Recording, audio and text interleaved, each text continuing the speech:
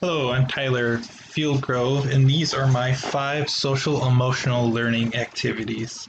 I will be teaching middle school through high school social studies, so these have to do with those subjects. Um,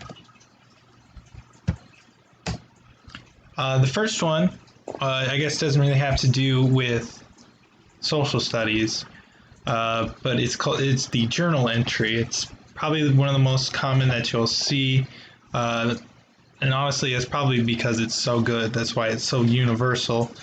For me, I would have the students write on a piece of paper for 5 minutes or 2 minutes. It kind of depends on um, how it goes the first couple times. Start out with five, and if you have people wandering off after that, maybe cut it down from there.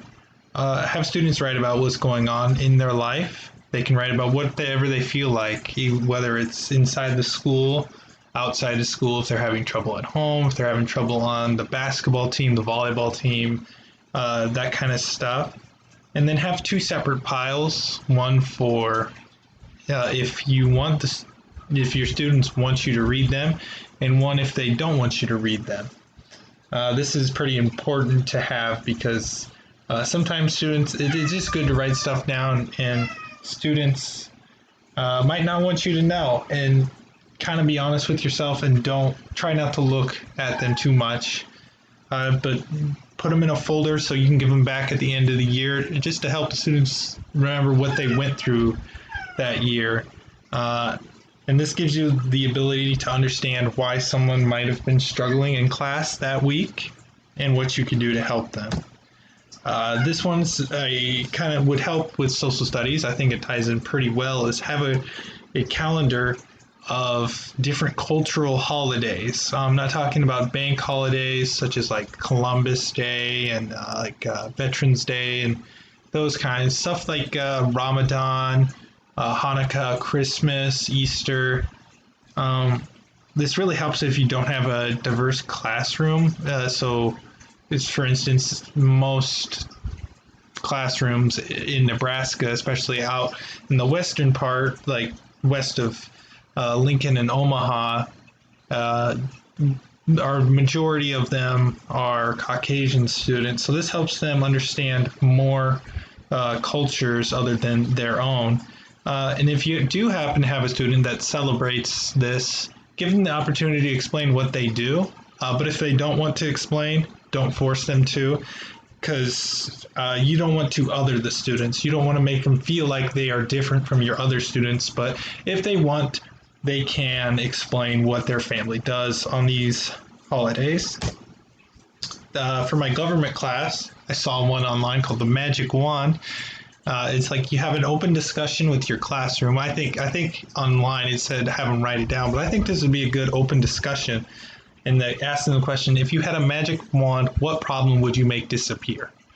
Make sure this is safe space for your students, so they feel open about what they can say, and maybe ask them why they chose it. Like, have them give understanding of why they chose the problem. And if they want to have the other students ask them questions about it, don't force them if they don't want to, but allow that as well. This will take probably a whole period, if not two, depending on class size. The next one is good news, everyone. My idea was have 4 students on Monday find an article that they think is good news, and then have one student share it Tuesday, Wednesday, Thursday, and then Friday. It doesn't have to be just like political news. It can be any news. It can be scientific breakthrough in cancer research or stuff like that. And for students who are sports crazy like myself, it could be good news such as like the Adrian Martinez didn't throw 3 interceptions this last game and he played good. Like, that's good news for them, and they should feel open about sharing that good news. And this creates a feeling that the world is not just a nightmare place.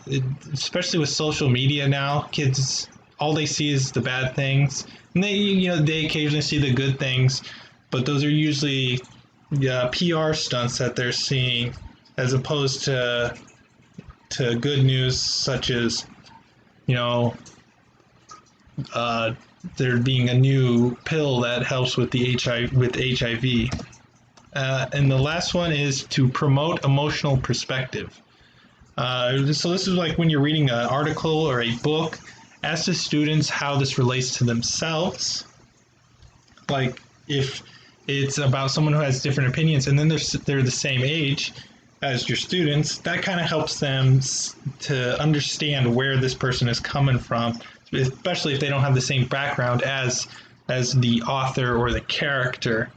This promotes empathy from the students, which is very important for them to learn at a young age when the brain is developing. And it creates better understanding of people who have different opinions from you. On like a lot of these students, again, they are on social media a lot, and so they don't see great discussions. It's just immediately jumping to conclusions about the other person and not having perspective of where that person is coming from and why they think like this. And those are my 5 SEL activities that I would like to do in my classrooms. Thank you.